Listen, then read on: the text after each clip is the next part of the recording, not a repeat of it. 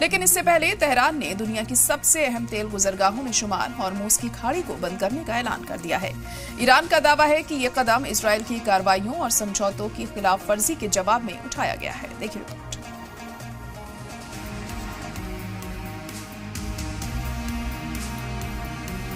मशरिक़ वुस्ता की सूरत हाल एक बार फिर नाजुक मोड़ पर पहुंच गई है।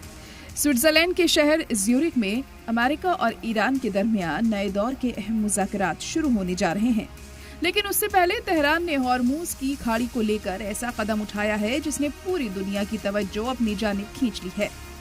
ईरान की फौजी क़यादत ने दावा किया है कि इस अहम समुद्री रास्ते को दोबारा बंद कर दिया गया है और इसकी वजह इजरायली हमलों के साथ जंगबंदी समझौते की खिलाफ वर्जी बताई गई है। Looking forward to starting the second assaults with the Iranians, the Pakistanis, and the Qasari. Our understanding is that the Iranians just landed.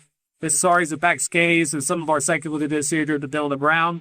So look, we'll have a couple days to talk. We're going to get this thing kicked off in the right way. There's a lot to discuss, but we're going to get through it all.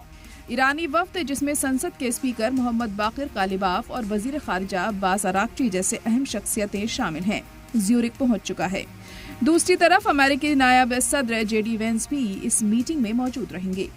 Veins ने रवाना होने से पहले कहा कि उनकी कोशिश Iran के न्यूक्लियर प्रोग्राम और लेबनान सीज फायर के मसले पर पेशरफ्त हासिल करने की होगी।